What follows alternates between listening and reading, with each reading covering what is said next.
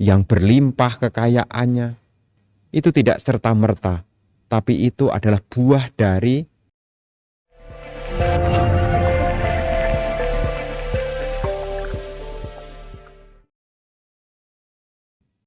bagi penjelasan kekuatan Tikratana sebagai pelindung dan menjadi harapan lenyapnya penyakit, ketakutan, rintangan, dan lain-lain. Seperti pada Cula Manggala Cakawalagata. Terima kasih. Bapak dan Ibu, saudara-saudari sekalian, seperti yang kita ketahui bersama, ada salah satu kekuatan yang bisa kita jadikan kekuatan. Ada 5 sebetulnya kekuatan yang disebut dengan pancabala. Kekuatan berupa yang pertama sadabala, kekuatan keyakinan. Kemudian yang kedua, kekuatan semangat wiryabala. Kemudian yang ketiga, satibala, kekuatan pengingatan. Kemudian yang keempat ada samadibala. Dan yang kelima ada kekuatan berupa panyabala. Sadabala, wiryabala, satibala, samadibala, dan panyabala. Nah, apa yang kita baca di dalam Cula Manggala Cakawala itu sebetulnya adalah bentuk dari kita punya keyakinan. Dan kekuatan dari keyakinan itu juga punya power. Itu seperti ada di dalam kisah. Kalau ibu bapak membaca Moraparita ya, Moraparita. Nanti ibu bapak bisa baca ya, Moraparita. Bagaimana burung puyuh itu bisa menghadapi kesulitan? Bagaimana bukan burung puyuh, burung merak. Moraparita itu burung merak. Ya, kalau yang Wataka Parita itu kisah burung puyuh. Nanti Bapak Ibu bisa membaca tentang yang pertama tadi Wataka Parita atau Moraparita. Kisah tentang burung puyuh yang ada di Wataka Parita itu bisa menghentikan yakni api karena kekuatan keyakinan.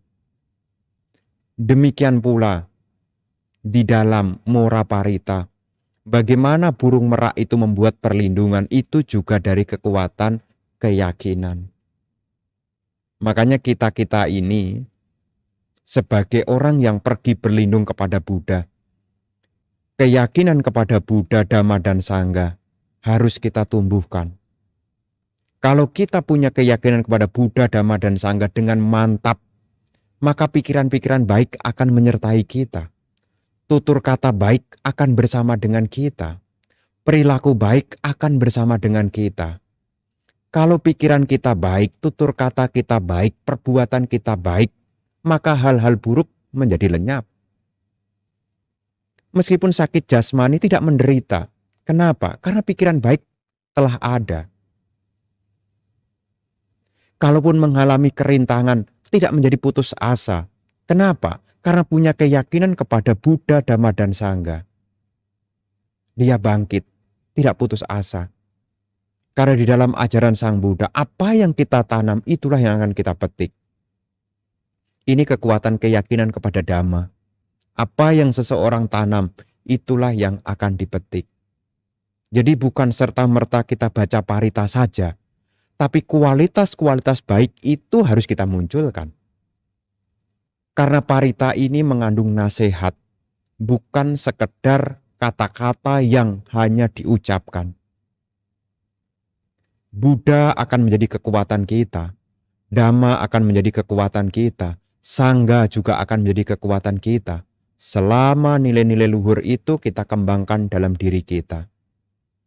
Karena orang yang punya keyakinan kepada Buddha, Dhamma, dan Sangha, pasti mereka melatih diri di dalam pikiran yang baik, ucapan yang baik, dan juga perilaku yang baik dengan dasar kebijaksanaan.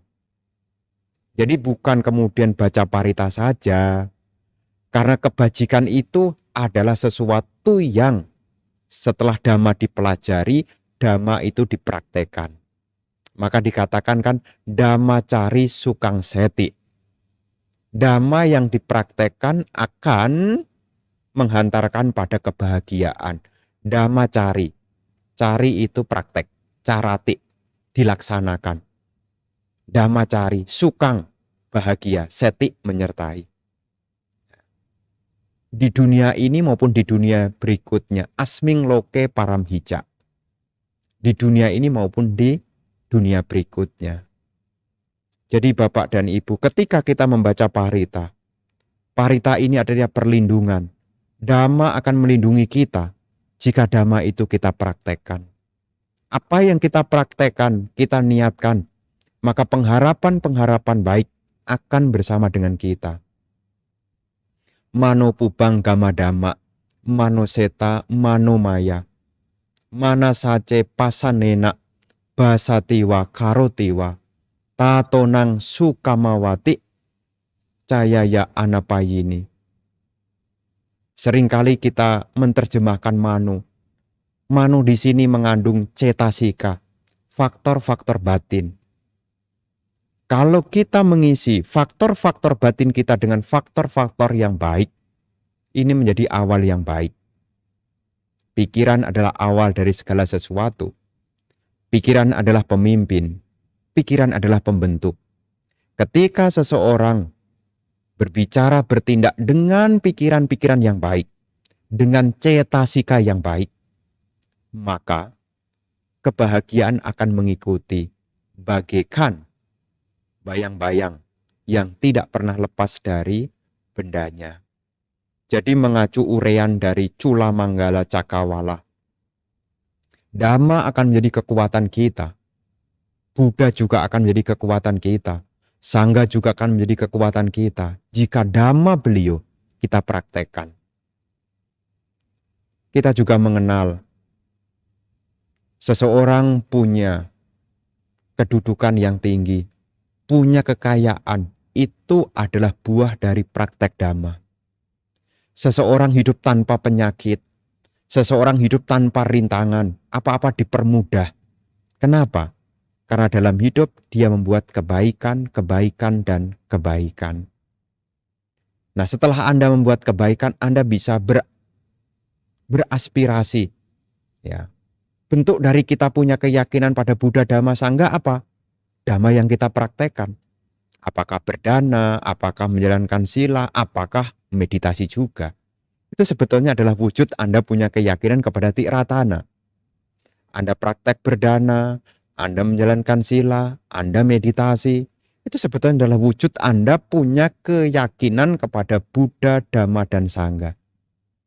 Dan kalau itu dipraktekkan, maka itu akan jadi kekuatan. Segala penyakit, segala rintangan, segala mara bahaya akan menjadi lenyap.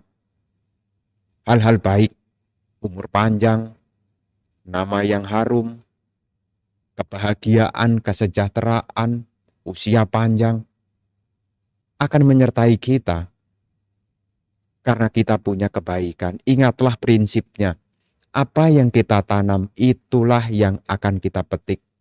Kalau kita menanam kebaikan-kebaikan, maka buah dari kebaikan itu adalah kebahagiaan.